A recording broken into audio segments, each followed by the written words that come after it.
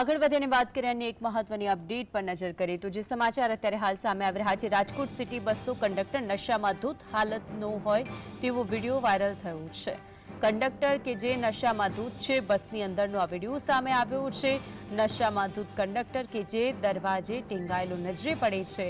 રવિવારે જીવલેણ અકસ્માત બાદ વધુ એક જોખમી ઘટના સામે આવી છે। કંડક્ટર કે જે પીધેલી હાલતમાં સામે આવ્યું છે અને સોશિયલ મીડિયાની અંદર અત્યારે હાલ આ વિડીયો વાયરલ થયો છે। માધા પરથી આજી ડેમ ચોકડી તરફ જતી બસનો કંડક્ટર કે જે નશામાં ધૂત જોવા મળે છે। કોઈ ટિકિટ માંગે તો કહી દેવાનું કે મશીન બંધ છે તેવું પણ કહેતો નજરે પડી રહ્યો છે। સિટી બસનો કંડક્ટર કે જે નશામાં ધૂત હાલતમાં વિડીયો વાયરલ થયો છે।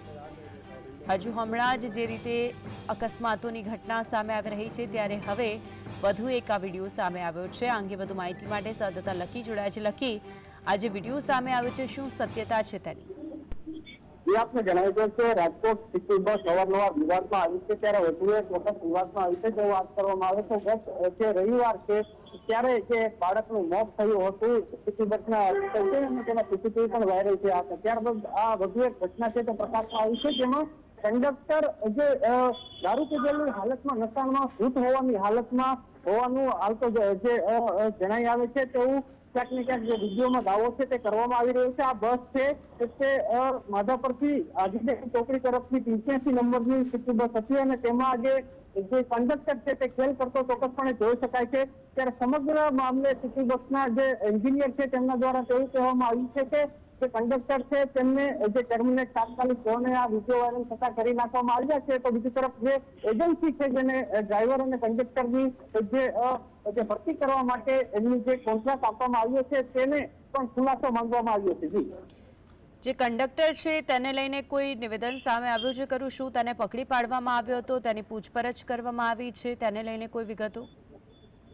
જ્યારે સિટી એન્જિનિયરે આ સમગ્ર મામલે તપાસ કરતા વિડીયો સામે આવ્યો હતો અને વિડીયોમાં તેમના દ્વારા જે કહેવામાં આવ્યું છે કે જ્યારે આ જે સમગ્ર ઘટના બની ત્યારે સોશિયલ મીડિયાના મારફતે અમને જાણ કરવામાં આવી અને અમને ખબર પડી। ત્યારબાદ